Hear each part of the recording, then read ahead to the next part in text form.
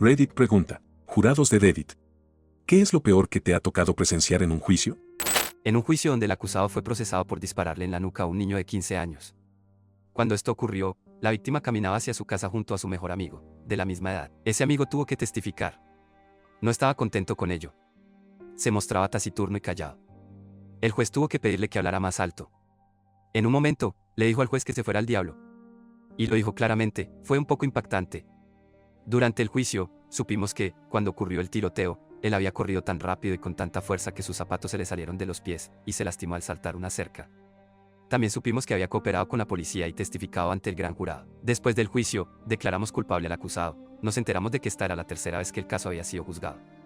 Los dos primeros juicios terminaron con jurados indecisos. Este pobre chico había sido obligado a revivir, probablemente, el peor momento de su vida frente a 14 extraños en el estrado del jurado, frente al hombre, de apenas 20 años, que había asesinado a su amigo y frente a una sala llena de observadores, durante años.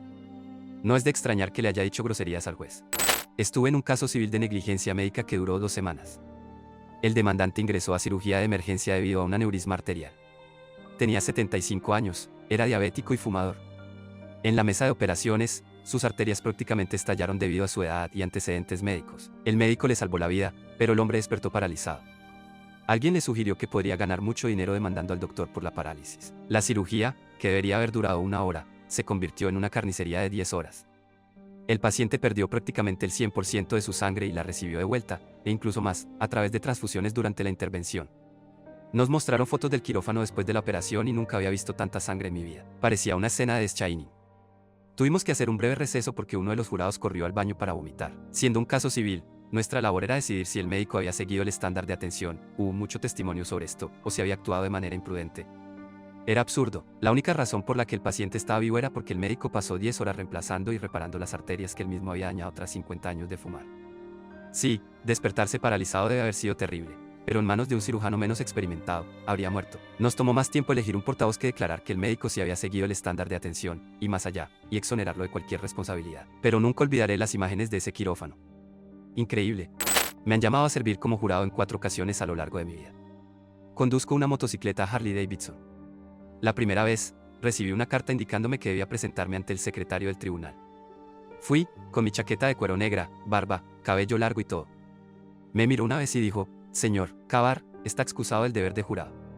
No serví. La segunda vez, fui al proceso de selección de jurados, juri venire. Fui eliminado casi de inmediato.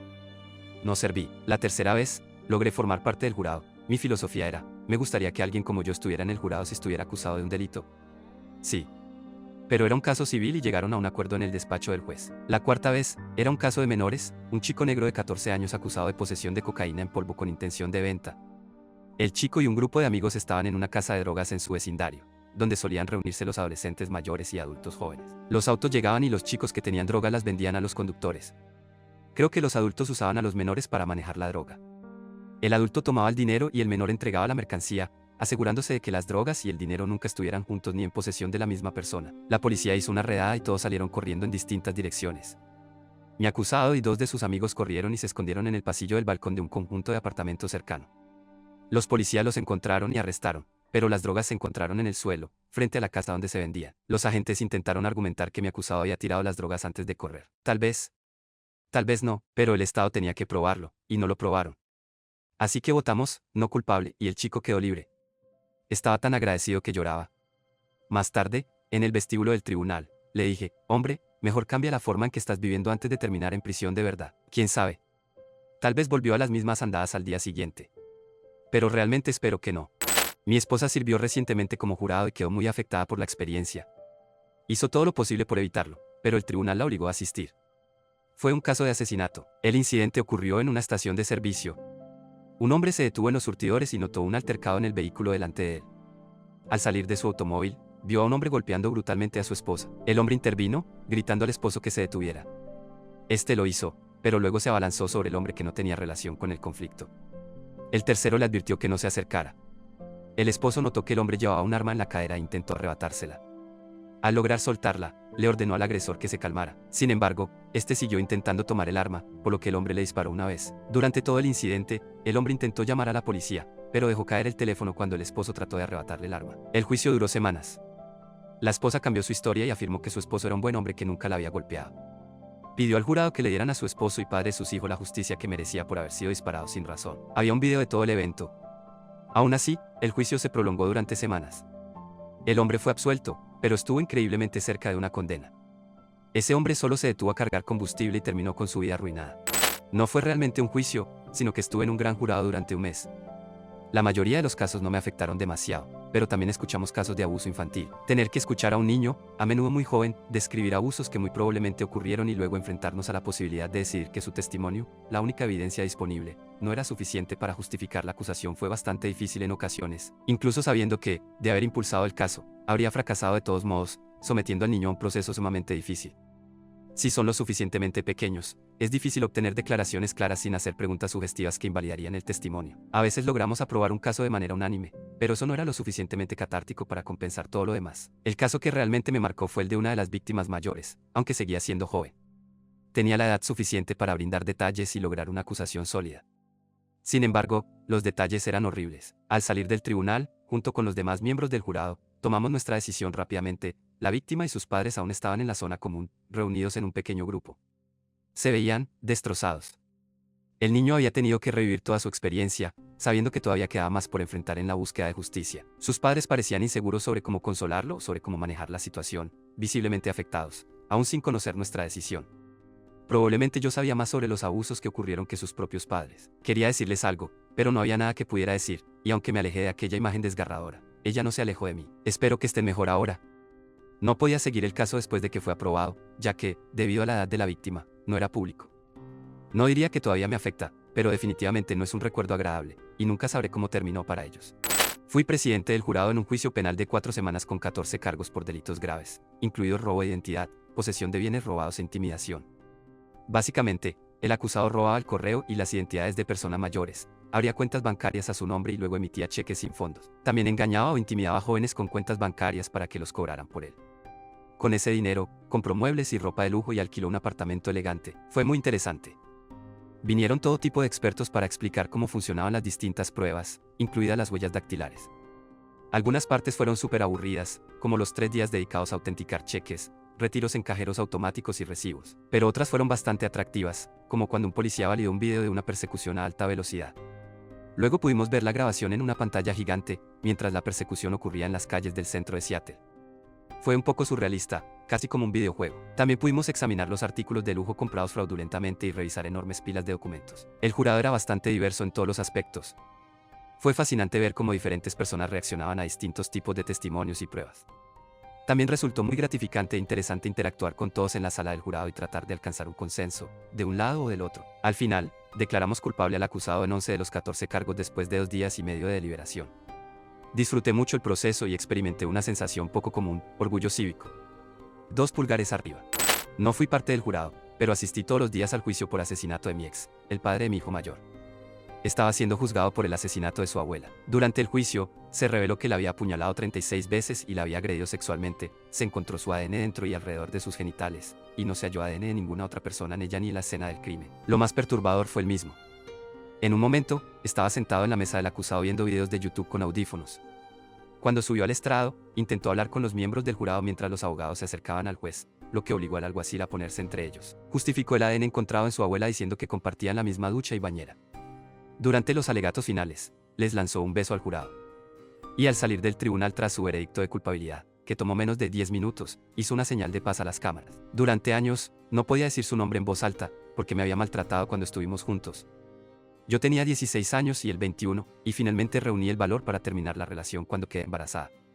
Incluso entonces, la ruptura terminó con su arresto por intentar impedir que me fuera de la casa. Tuve que hacer años de terapia y finalmente fui lo suficientemente fuerte como para enfrentarlo en este juicio. Actualmente está en proceso de apelación, pero tengo fe en que el veredicto se mantendrá y no dejo que la situación me afecte, más allá de la respuesta humana normal de pensar, qué situación tan horrible.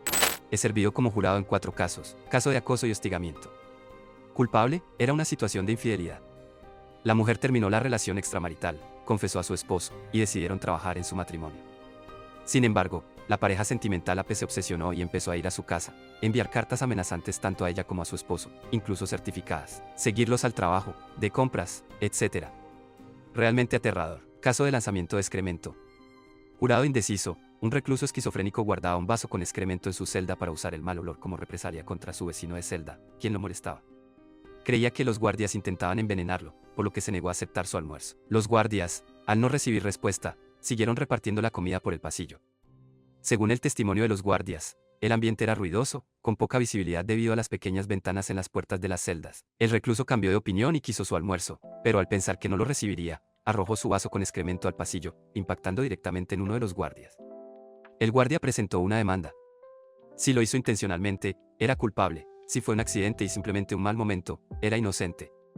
Explicación simplificada. 12 personas no lograron ponerse de acuerdo. Caso de agresión agravada con arma mortal. El arma en cuestión, un machete, bueno, en realidad 2 machetes. Una fiesta en casa que terminó mal.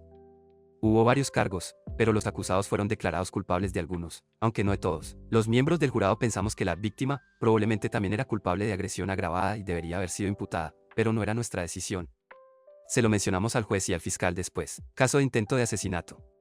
Culpable, una testigo de otro juicio recibió un disparo en la cabeza y sobrevivió. Este caso fue profundamente impactante. El acusado era una persona peligrosa. La mayoría de las pruebas eran circunstanciales, por lo que la deliberación fue compleja. Había imágenes del tiroteo. Había un audio del acusado presumiendo del crimen ante un policía encubierto. Muchos testigos declararon, y yo estaba preocupado por ellos, ya que el acusado había amenazado con matar testigos. Cuando leímos el veredicto, había más policías en la sala del tribunal que en cualquier otro momento del juicio, lo que fue intimidante y confuso. Luego, el juez nos explicó que el acusado estaba siendo arrestado por asesinar a otro testigo y sería trasladado a otra ciudad, donde ocurrió ese crimen. Realmente sentí empatía por la mujer que recibió el disparo y por quienes fueron lo suficientemente valientes para testificar en su contra. Fue una situación terrible. El delito original era fraude de identidad, similar a la estafa en la película Emily de Criminal. Inicialmente, el acusado enfrentaba una sentencia máxima de 3 años. Estuve en un juicio de 3 semanas por un caso de conducción en estado de ebriedad. Podrías pensar que un caso así sería bastante sencillo, pero este fue todo lo contrario. Parecía sacado de una serie de televisión. Accidente de un solo vehículo a alta velocidad en plena madrugada. El coche chocó contra un árbol y 4 ocupantes murieron al instante. Pasaron horas antes de que los policías en la escena encontraran al 5º ocupante, quien había salido despedido hasta un campo cercano y solo tenía heridas menores. Era el coche de esa 5ª persona, pero debido al impacto, todos estaban tan revueltos que no se podía determinar quién estaba conduciendo. Todos los ocupantes del vehículo superaban el límite legal de alcohol en sangre. No había testigos que pudieran decir quién estaba sentado donde antes de salir del bar. El acusado estaba completamente ebrio y no recordaba nada. Así que el jurado debía determinar si el único sobreviviente había sido el conductor o no. El jurado escuchó a expertos de ambas partes, aproximadamente una semana para cada lado. La fiscalía presentó a un experto en reconstrucción de accidentes, mientras que la defensa llevó a un físico. Al final, la policía hizo un trabajo realmente deficiente, estropeando pruebas y sin examinar aspectos clave en busca de ADN. No pudimos determinar, más allá de toda duda razonable, que el acusado fuera el conductor, y en casos así, debíamos declararlo inocente de los 20 cargos de homicidio involuntario. La fiscalía estaba furiosa. Obviamente, los padres de las víctimas querían a alguien a quien culpar. Cuando se anunció el veredicto, había una gran cantidad de policías en el tribunal para proteger al acusado. El jurado recibió amenazas y tuvo que salir escoltado por la policía. Fue un caso difícil en todos los sentidos. Aún veo las fotos de los fallecidos en el accidente y durante la autopsia cuando intento dormir, y todavía recuerdo sus nombres completos. La fiscalía intentó manipular nuestras emociones con las fotos y los nombres más veces de las necesarias, pero al final, simplemente no lograron probar el caso. El jurado en sí era una mezcla extraña. Las únicas personas que pudieron comprometerse a las 3 semanas completas eran jóvenes recién salidos de la escuela y sin empleo, o personas mayores jubiladas. Nos dieron unos elegantes certificados de reconocimiento por parte del juez y un periodo extra largo de exención antes de que pudieran llamarnos de nuevo para servir, lo cual, según tengo entendido, no es lo habitual. Tuve que cumplir con el deber de gran jurado en mi ciudad de tamaño medio. Algunos casos fueron muy tristes, pero las pruebas y fotos realmente no me atormentan. Creo que la mayoría de nosotros hemos consumido suficiente Law & Order y True Crime como para estar desensibilizados. Uno de los casos de asesinato sin resolver comenzó con el testimonio de un hombre que había encontrado el cuerpo. Habían pasado más de 20 años y aún lloraba en el estrado al recordar aquel día. A veces pienso en cómo nuestras acciones pueden tener un impacto enorme e involuntario en los demás. El acusado claramente no tenía intención de dañar a nadie más que a la víctima. Pero este hombre desconocido tuvo pesadillas durante décadas por haber sido el primero en descubrir la escena. Lo otro que se me quedó grabado es lo humanos que son los humanos. Mi grupo de jurados era una mezcla perfecta de edad, género, raza, clase, etc. Una buena representación de la población. Con la mayoría tenía sentimientos neutrales o agradables. La más molesta era una mujer que actuaba como si fuera la protagonista de un drama de interrogatorios judiciales. Hacía las preguntas más irrelevantes y rebuscadas a los testigos, y era evidente que se creía más inteligente o más comprometida que el resto de nosotros. No era el caso. Me irritaba porque se sentaba en la primera fila y llegaba vestida con ropa de gimnasio, leggings con estampados exagerados, sudaderas con capucha, gorras tipo traje. No era una persona de bajos recursos. Si iba a actuar como una abogada estrella, al menos podría vestir acorde. Yo me senté en la parte trasera, apenas hablé, pero aún así me vestí de manera semiformal por respeto a estar en un edificio importante. Su actitud mezclaba una especie de arrogancia con falta de respeto. Ver a un adolescente llorando en el estrado después de contar su supuesto abuso no debería ir acompañado de preguntas personales invasivas hechas por alguien que ni siquiera pudo ponerse una blusa adecuada. Estuve en un juicio por asesinato e intento de asesinato donde las víctimas eran niños. El acusado era su padre. Les disparó en la cabeza mientras estaban acostados juntos en una litera. A su hija le disparó 3 veces, a su hijo 2 o 3, y una bala quedó incrustada en la pared. Cuando recuperaron el arma, el cargador estaba vacío. Los detalles completos son horribles. La evidencia contra el padre era abrumadora y lo declaramos culpable. Sin embargo, hasta el día de hoy, aún veo las fotos de la autopsia de su hija cuando cierro los ojos. Para sobrellevarlo, mi juicio terminó un jueves, así que le dije a mi jefe que no podía ir a trabajar el viernes. Reservé un hotel y me fui a una ciudad donde suelo ir con frecuencia. Terminé descargando todo el trauma con un pobre camarero ese viernes y al día siguiente visité a otro amigo que trabaja en un bar. Como no tenía que conducir, bebí algunas copas y luego volví a mi habitación. Al día siguiente, regresé a casa. Todavía no estaba completamente bien con todo esto, pero conozco a varios socorristas por mi trabajo. Hablé con ellos, ya que están acostumbrados a ver cosas terribles todo el tiempo. Conversar con alguien que entendía lo que había presenciado me ayudó.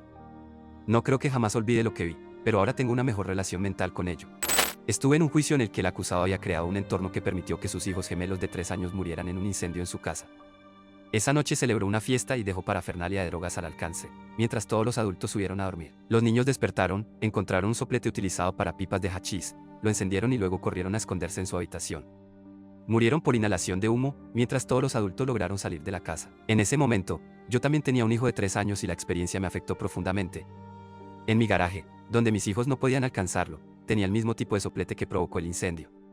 La defensa argumentó que un niño de 2 años no tendría la fuerza suficiente en sus manos para encenderlo. Para comprobarlo, escondí el soplete en una bolsa y le pedí a mi hijo que la apretara. Lo hizo con facilidad. Compartí esa información con el jurado, lo que ayudó a convencer a todos de que la versión de los hechos presentada por la fiscalía era probablemente la correcta. No presencié directamente pruebas impactantes, fotos, autopsias, videos, etc., pero ver a la madre en el estrado fue terrible. Además, asistió a la misma iglesia que el oficial que llegó primero a la escena, quien también fue el que trepó por una ventana para sacar a los niños de la habitación mientras la casa ardía. Fue una experiencia profundamente conmovedora y me alegra que hayamos logrado justicia para los niños. Espero poder formar parte de otro juicio en el futuro. Fui jurado en un caso de abuso infantil. Fue el primer juicio que se llevó a cabo en el condado después del COVID, así que creo que fue en 2021. La madre del niño abusó de su hijo bajo las órdenes de su novio, quien estaba en otra habitación en una videollamada, indicándole qué hacer. En el juicio, mostraron el video de FaceTime. Fue lo peor que he visto en mi vida. El acusado era el novio. Creo que la madre también enfrentó un juicio por separado.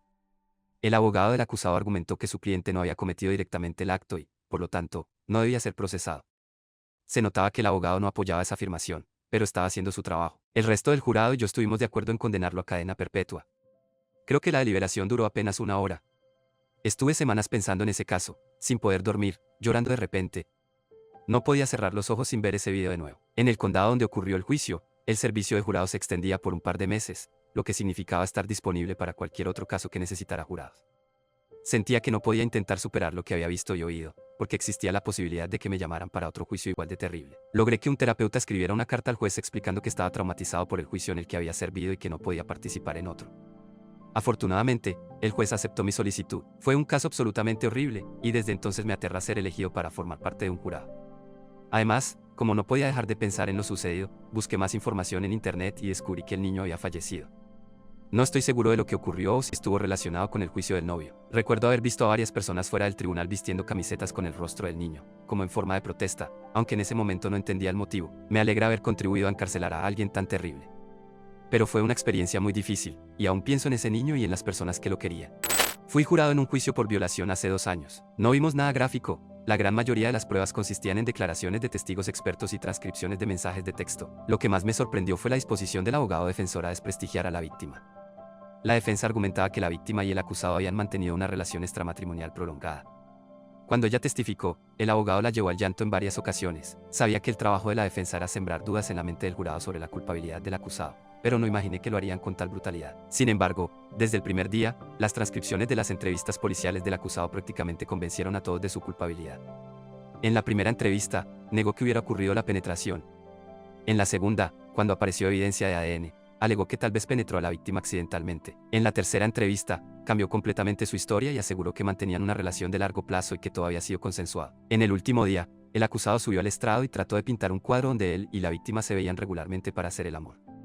El abogado de la fiscalía lo destrozó. Le pidió al acusado que describiera cómo eran sus encuentros con la víctima. Él respondió que iba a su casa cuando su esposo no estaba y que subían al dormitorio para hacer el amor. En ese momento, la cara del fiscal se iluminó. Le pidió al acusado que describiera la casa de la víctima. Sin pensar, el acusado respondió, es un bungalow. Vi claramente al abogado defensor cerrar los ojos al escuchar esa respuesta. El fiscal siguió presionando, pidiéndole que describiera la distribución de la casa, especialmente donde estaban las escaleras. La cara del acusado se tornó en una expresión de completo pánico mientras trataba de encontrar una forma de recuperarse de ese error. En los alegatos finales, el abogado defensor intentó desesperadamente hacernos dudar de la evidencia presentada, llegando incluso a decir que, si condenábamos al acusado, sus hijos pequeños se quedarían sin padre. Emitimos un veredicto unánime de culpabilidad. Fui jurado suplente en un caso en el que, mientras una familia estaba de vacaciones, su vecino rompió la puerta corrediza de vidrio y entró a la casa. El acusado, un hombre mayor de voz suave, dijo que había escuchado a su sobrina gritar pidiendo ayuda dentro de la casa. Los abogados revelaron que este hombre había experimentado alucinaciones en el pasado. Rompió la puerta de vidrio, recorrió la casa y, obviamente, no encontró a su sobrina. No faltaba nada en la casa ni había otros daños. Debido al valor del daño a la puerta, el delito alcanzaba la categoría de felonía si era declarado culpable de los cargos en su contra. Cuando entramos a deliberar, el juez explicó los cargos y mencionó que el acusado había solicitado a su abogado que no utilizara la enfermedad mental como parte de su defensa. Reiteró que el jurado debía determinar si se había quebrantado la ley. Como suplente, estuve presente durante todo el juicio, pero no voté, ya que todos los jurados titulares permanecieron disponibles para la deliberación. Lo declararon culpable, un hombre que claramente tenía problemas de salud mental. Como fue condenado por un delito grave, perdió su pensión del condado, había sido conductor de autobuses. ¿Técnicamente quebrantó la ley? Sí. Merecía ir a prisión y salir sin pensión y con antecedentes penales. No, en mi opinión, fue una experiencia reveladora, una que sigue rondando en mi cabeza después de tantos años. La ley es blanco y negro, pero los seres humanos no lo son. Todavía pienso en ese hombre. Estuve en el jurado de un juicio por asesinato. El acusado era el conductor de un camión de basura. Entró a un callejón sin salida como parte de su ruta, pero no recogieron una gran rama en el camino. El dueño de una casa vio esto y se enfureció, esperando a que el camión diera la vuelta y pasara nuevamente por el lugar. Cuando el camión pasó frente a él, el dueño de la casa le arrojó la rama y le exigió al conductor que respondiera por su queja. El camión siguió avanzando hasta la esquina, unos cientos de pies más adelante. Por alguna razón, el conductor comenzó a retroceder hacia el dueño de la casa, quien seguía parado en el medio de la calle, expresando su molestia. Pasaron varios segundos en este intercambio. El camión siguió retrocediendo y el dueño de la casa permaneció en su lugar. Finalmente, el camión lo golpeó, en una especie de cámara lenta, fue surrealista, lo tiró al suelo y siguió retrocediendo. El camión tenía dos ejes con dos ruedas en cada lado de ambos. Las cuatro ruedas del lado del pasajero pasaron por encima de él, aplastándolo completamente. Luego, el camión siguió retrocediendo y lo prensó con la rueda delantera. El conductor después avanzó nuevamente, lo atropelló otra vez y se fue. Fue acusado de asesinato. Lo declaramos culpable de homicidio voluntario. La razón fue que pensamos que no tenía intención de matarlo, sino solo asustarlo o algo así. El dueño de la casa estaba completamente ebrio. Estimaron su nivel de alcohol en la sangre en 12 y 18, para lo cual tuvieron que usar su vaso, ya que era la parte más intacta de su cuerpo adecuada para la prueba. No tenía estabilidad ni buen juicio. Fácilmente podría haber dado un paso o dos hacia la derecha incluso cuando el camión lo estaba tocando y habría evitado ser aplastado. El conductor fue culpable porque actuó de manera imprudente. PD intentaron contactar a los dos ayudantes que estaban en el camión en ese momento para obtener sus declaraciones, pero simplemente desaparecieron. Al parecer, la última vez que supieron de ellos, uno estaba en Colombia y el otro en algún lugar de México. Fui jurado en un juicio de divorcio. Sí, eso existe. Dos estados manejan el proceso de esta manera, y tengo la suerte de vivir en uno de ellos. Duró 2 semanas.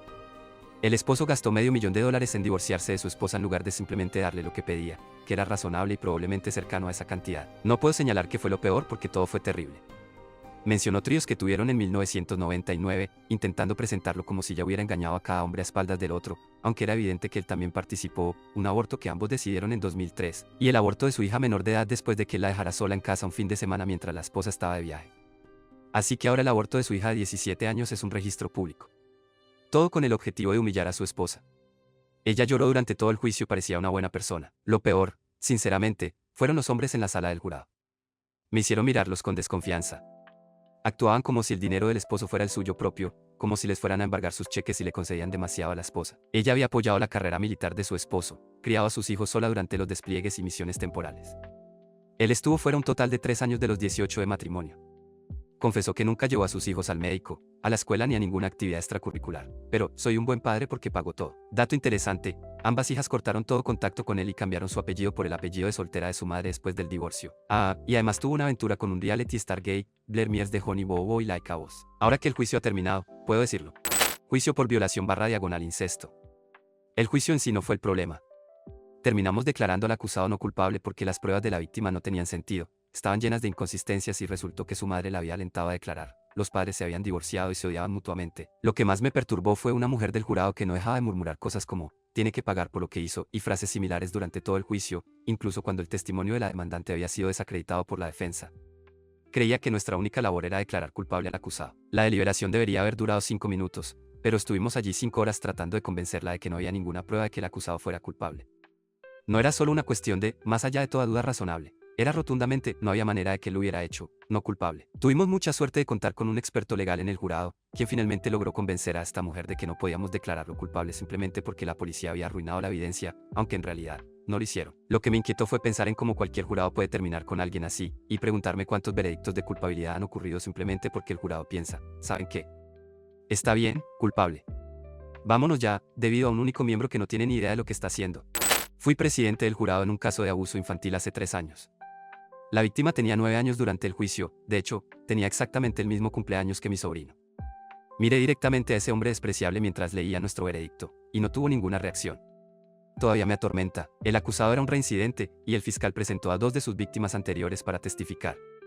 Ambas tenían poco más de 20 años, y era evidente que ese monstruo había arruinado sus vidas.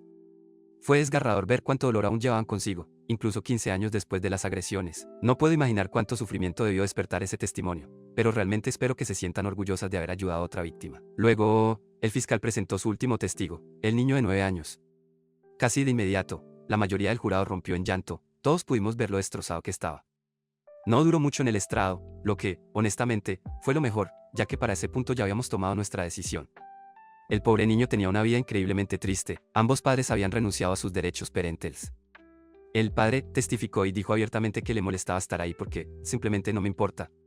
Sí, deliberamos durante 4 horas, 30 segundos para acordar que era culpable y el resto del tiempo para descifrar los 4 cargos. La mayor parte se dedicó a analizar uno de ellos, ya que la redacción de la ley dejaba mucho a la interpretación. Al final, lo encontramos culpable en 3 de los 4 cargos. Después del juicio, nos reunimos con la jueza y nos dijo que habíamos tomado la decisión correcta en el 4º cargo, validación. Pero luego nos informó sobre otro caso abierto contra el mismo niño, abuso físico infantil. Lloré 2 días seguidos después de todo aquello. Pasé una semana viendo, una y otra vez, como un hombre negro sin hogar y desarmado era abatido por un hombre blanco que lo había llamado de vuelta después de que la víctima comenzara a alejarse de la escena. El asesino había ido a su auto a buscar su arma después de una discusión verbal. Los cargos que se nos dieron simplemente no se ajustaban a los hechos. Para encontrar culpable al asesino, debíamos creer más allá de toda duda que no tenía miedo de que el hombre, quien había mostrado un arma que luego resultó no tener cargador, pudiera lastimar a su amigo. No se nos presentó ningún cargo relacionado con el hecho de que la víctima habría sobrevivido si el acusado no hubiera ido a buscar su arma ni lo hubiera llamado de vuelta. Fue horrible. Vimos tantas veces el video de vigilancia que aún se reproduce en mi cabeza, especialmente cuando paso por esa zona de mi ciudad. Nunca olvidaré el sonido que hizo la familia del fallecido cuando se leyó el último veredicto de no culpable. Después supimos que este era el 3er juicio por este crimen. También nos enteramos de que la fiscal había sido acusada de una gran ineptitud y de estar atrapada en un sistema que la llevó al fracaso durante su mandato. Toda esa semana fue un infierno. Propuse desarrollar algunos materiales para ayudar a los miembros del jurado a sobrellevar el trauma resultante, especialmente porque no se nos permite hablar sobre estos casos, lo que dificulta procesarlos. Inicialmente, la corte mostró apertura a la idea, pero luego dejaron de responder. Necesito hacer seguimiento otra vez. No tengo nada comparado con algunas de estas historias y solo he estado en un jurado una vez. Fue por una pelea relacionada con tensiones raciales que terminó con un individuo siguiendo a otro hasta su casa y apuñalándolo, causando su muerte. Teníamos que decidir si se trataba de un asesinato premeditado o de un caso de defensa propia que salió mal. Yo pensé que había sido asesinato y que el acusado debía ser encarcelado, pero no había suficiente evidencia para considerarlo asesinato. El testigo principal del apuñalamiento tenía una discapacidad del aprendizaje y problemas de memoria cognitiva, por lo que no pudo leer su declaración en el tribunal. Aunque el apuñalamiento fue intencional, no había suficiente evidencia para determinar legalmente que había sido intencional. Durante el periodo del juicio, descubrí accidentalmente, fuera del tribunal, que el hermano menor del atacante había sido asesinado a tiros en su cama como represalia poco después. Un pariente de la víctima inicial era alguien importante dentro de un cartel de drogas y creían firmemente en el concepto de ojo por ojo. Guardé esa información para mí, ya que llevamos un mes de juicio y no quería causar un juicio nulo ni meterme en problemas. Esa venganza terminó por desmoronar todo el sindicato de drogas después de mi participación en el jurado, y muchas personas terminaron cumpliendo condenas tanto por narcotráfico como por el asesinato. Muchas vidas arruinadas por ego y testosterona, una verdadera desgracia. Nunca llegamos a la selección. Me presenté para el proceso y, básicamente, consistía en que un grupo de personas esperábamos a escuchar de qué se trataba el caso y quiénes estaban involucrados. Luego, nos entrevistaban para asegurarse de que no hubiera conflictos de interés, problemas con el tema del caso o razones por las cuales un posible jurado pudiera ser exento. Después de eso, quienes fueran seleccionados pasarían a formar parte del jurado. Así que todos llegamos y nos quedamos esperando al acusado. Y seguimos esperando. Esperando. Luego, su madre entró y dijo, está justo a la vuelta de la esquina, estacionando. En realidad, en ese preciso momento, estaba huyendo a toda velocidad fuera de la ciudad. Eventualmente, se dieron cuenta y cancelaron el día. El juez nos dijo que, técnicamente, habíamos cumplido con nuestro deber cívico simplemente al presentarnos, sin importar el desenlace. Por lo tanto, ninguno de los que asistimos ese día sería reincorporado al sistema de selección hasta después de algunos años. No recuerdo el tiempo exacto, pero si te elegían para el jurado, tu nombre salía del sistema por aproximadamente 2 años para evitar que fueras seleccionado de inmediato nuevamente por azar.